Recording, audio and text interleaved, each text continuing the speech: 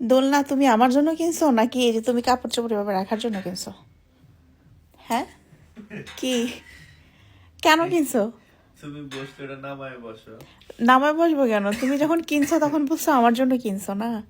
এখন হচ্ছে তুমি বাইরে থেকে এসে কি করো? কাপড় চোপড় এখানে রেখে দাও এভাবে।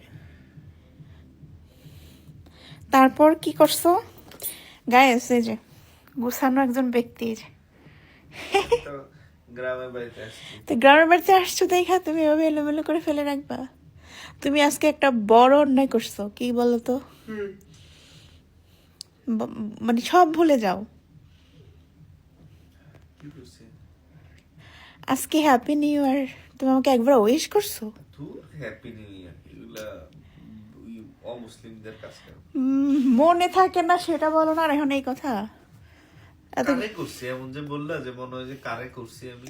কারে করবা? কারে করার নিজের বার্থডে তো মনে থাকে। কারে করার স্পর্ধা আছে তোমার? আমার নিজের বার্থডেরই খবর নাই। তোমার বার্থডে কবে?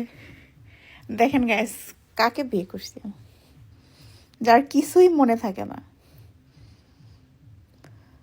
যাক, কালকে তুমি আমাকে বাইরে নিয়ে যাও।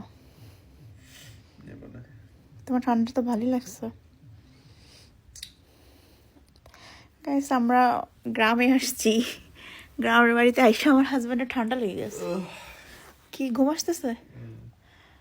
শোনো তো, তোমার ভিডিও দেখে অনেকে জিজ্ঞেস করে ভাইয়া কি সবসময় ফোন টিপে? তুমি ভিডিও করে এমন টাইমে যে টাইমে ফোন টিপি। তুমি অল টাইমই ফোন টিপো, বাসায় যতক্ষণ থাকো বা অবসর যতক্ষণ থাকো।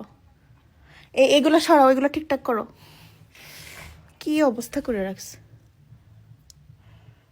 ঠিক আছে guys, good night, happy new year সবাইকে, আল্লাহ হাফেজ।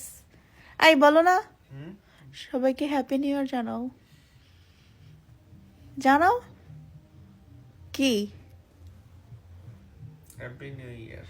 তো তুমি না বললা এগুলা মুসলমানের না, তো এখন আবার জানালে। জোরাজোরি করলা। জোরাজোরি করলাম, দাঁড়াও আসতেছি।